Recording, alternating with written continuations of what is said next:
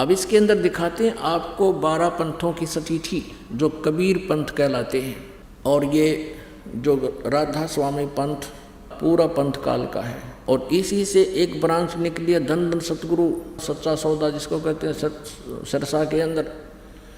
और उसी से यहाँ एक गंगुआ के अंदर वो 600 मस्ताना बोल रहे हैं, वो भी उससे कुएं का पानी था, उसी काल के ही जाल का। और एक जय गुरुदेव है मथुरा में, वो भी इस राधा स्वामी आगरा वाले से ही निकला हुआ पंथ है। तो ये सभी काल के पंथ हैं, पांचों नाम ये जाप देते हैं काल के हैं। और जो सच्चा सौदा वाले अकाल मूर्त सब स्वरूपी राम सतपुरुष देते हैं, ये इनका मनमाना आचरण है, ये कोई जाप करण के नहीं है, ये तो पर्यायवाची शब्द हैं। जैसे जल की प्राप्ति हो करनी हो, जल पानी नीर कहता रहे, उससे कोई लाभ नहीं होगा। उस जल को पाने का प्रोसीजर अलग है, उसमें हैंडपम्प लगाने का जो तरीका है वो अपनाना होगा। इसी प्रकार सतपुरुष को पाने का इस 3 मंत्र के जाप का प्रावधान है जो इनके पास नहीं है। कौन सा मंत्र? ओम तत्सत, ओम ब्रह्म का, और तत् मिलकर सतनाम बनता है। इसका जाप अलग से करना होता है कुछ में, फिर सार शब्द दिया जाता है, सार नाम दिया जाता है, तब जीव का कल्याण होता है। तो उसमें आपको दिखाते हैं अब वो 12 पंथ कौन कौन से हैं। और परमात्मा ब्रह्म में पंथ में स्वयं चलकर आएंगे, ये कबीर परमेश्वर ने स्वयं कहा है अपने सच्चिदानंद घन ब्रह्म की वाणी में, कबीर वाणी में। ये देखिएगा, कबीर सागर संपूर्ण 11 भाग खेमरा श्री कृष्णदास प्रकाशन बम्बई से प्रकाशित है। कबीर सागर संपूर्ण 11 भाग खेमरा श्री कृष्णदास प्रकाशन बम्बई से। और ये कबीर पंथी भारत पथिक स्वामी युगलानंद बिहारी द्वारा पुरस्कृत, ये यहाँ से छपा है। इसमें देखना, ये है कबीर वाणी 136 पृष्ठ पे। यहाँ लिखा है कि 12 पंथ काल फुरमाना और भूले जीव न जाव ठिकाना। इन 12 पंथों में काल का ही फुरमान है, और इसमें भटके हुए भूले हुए प्राणी कभी भी सतलोक नहीं जा सकते। कौन कौन से? ये तो है कबीर वाणी में 136 पृष्ठ पे। अब देखो यहाँ पर कबीर चरित्र बोध में, ये है कबीर चरित्र बोध बोध सागर, और ये है 1871 पृष्ठ। और यहाँ देखते हैं बोध सागर, ये 1870 पर कबीर साहब के पंथों का वृंतांत। नारायण दास जी का पंथ, ये इन्होंने गलत लिखा है, नारायण दास नहीं है, ये चूड़ामणि जी का पंथ है। आगे दिखाएंगे दूसरे स्थान पर, वो सही लिखा है। दूसरा याज्ञोदास जी का पंथ, ये याज्ञोदास जी का पंथ। और तीसरा है सूरत गोपाल, चौथा है मूल निरंजन का पंथ, 5वां टकसारी पंथ, 6वां भगवान दास जी का पंथ, 7वां सतनामी पंथ, और 8वां कमालीय पंथ, कमाली का पंथ, और 9वां राम कबीर पंथ, 10वां प्रेम धाम की वाणी पंथ, और 11वां जीवा पंथ, और 12वां गरीबदास पंथ। अब इन्हीं 12 पंथों का फिर यहाँ कबीर वाणी में, ये कबीर चरित्र बोध में आपने देखा बोध सागर में, और ये भी बोध सागर है, और ये कबीर वाणी है 136 पृष्ठ पे। यहाँ लिखा है 12 पंथ चलो सो भेद, 12 पंथ काल फुरमाना, भूले जीव न जाओ ठिकाना। ताते आगम कही हम राखा, वंश हमारा चूड़ामणि शाखा। प्रथम जग में जागू भरमावे, ये दूसरा होना चाहिए था, प्रथम तो ये चूड़ामणि है। यहाँ इन्होंने गलत अपनी तरफ से मिलावट कर दी कबीर पंथियों ने। ये लिखा है, ये बोध सागर 1870 पृष्ठ पे, ये कबीर चरित्र बोध में। यहाँ पर इन्होंने गलत लिखा, यहाँ लिखना था प्रथम चूड़ामणि जी का पंथ, दूसरा याज्ञोदास जी का पंथ, और सूरत गोपाल मूल निरंजन चौथा। अब यहाँ उसी का प्रमाण है। अब हमारे हैं 136 कबीर वाणी पे, 136 पर 12 पंथ काल फुरमाना, भूले जीव न जाए ठिकाना। ताते आगम कह हम राखा, वंश हमारा चूड़ामणि शाखा। ये चूड़ामणि प्रथम होना चाहिए, ये गलत लिख रखे इन्होंने। और दूसरा होना चाहिए थे, दूसरा जग में जागू भरमावे। ये यहाँ पर लिखा है इसको, ये देखिएगा, यागो पंथ, जागू कहो तो यागो दास पंथ और सूरत गोपाल। प्रथम नहीं है, दूसरा जग में जागू भरमावे, बिना भेद वो ग्रंथ चुरावे। और दूसरा सूरत गोपाल होई, यहाँ इन्होंने ये लिखा सूरत गोपाल पंथ दूसरा, ये 1870 पृष्ठ पर।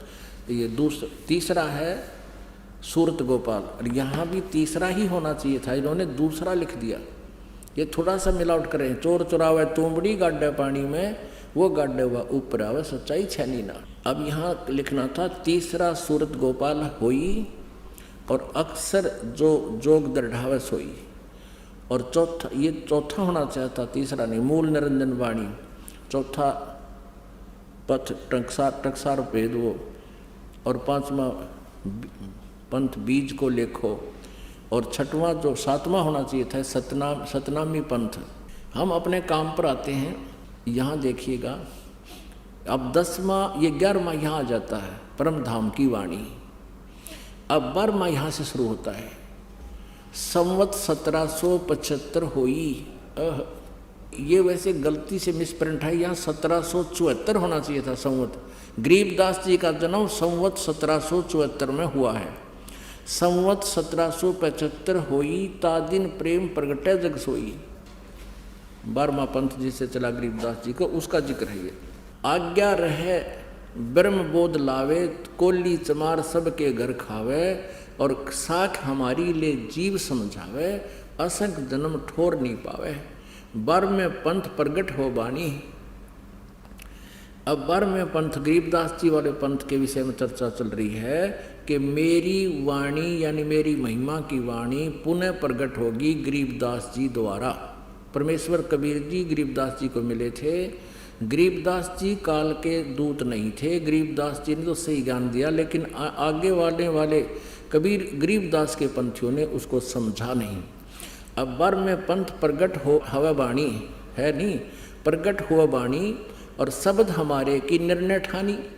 अब गरीबदास जी के बाद जितने भी उनके अनुयायी हुए हैं, वो परमेश्वर की वाणी जो गरीबदास जी ने महिमा लिखी है वो समझ नहीं सके।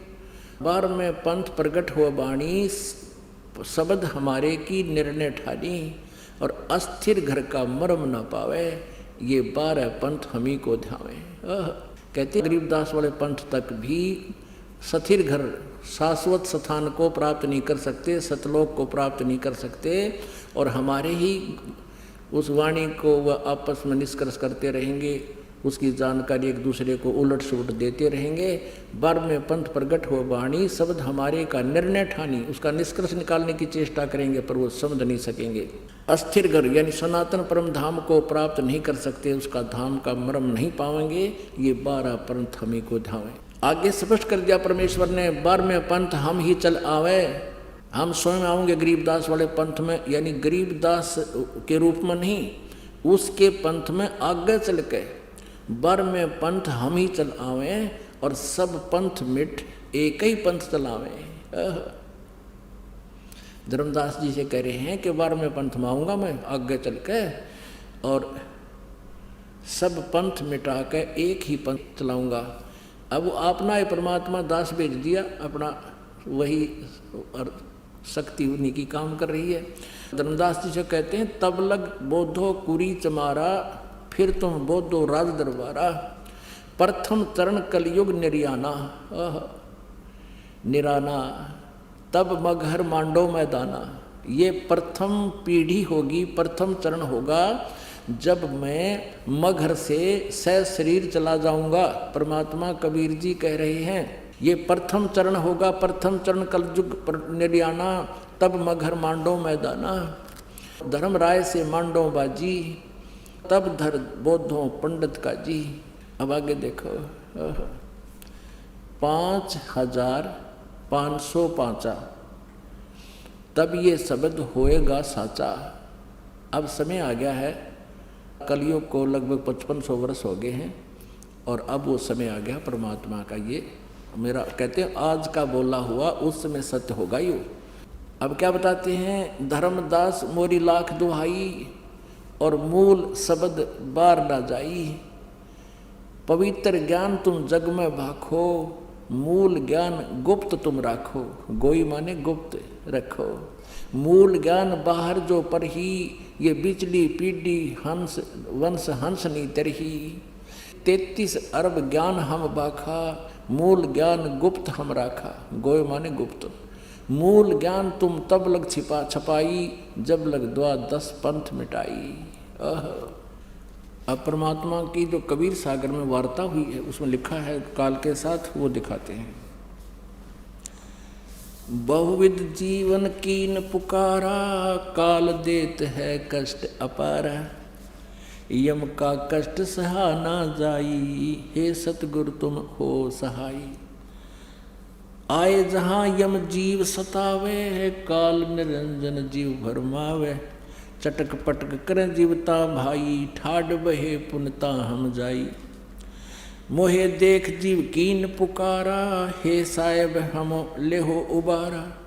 तब हम सत्य शब्द गौरावा, पुरुष शब्द से जीव तपत बुझावा।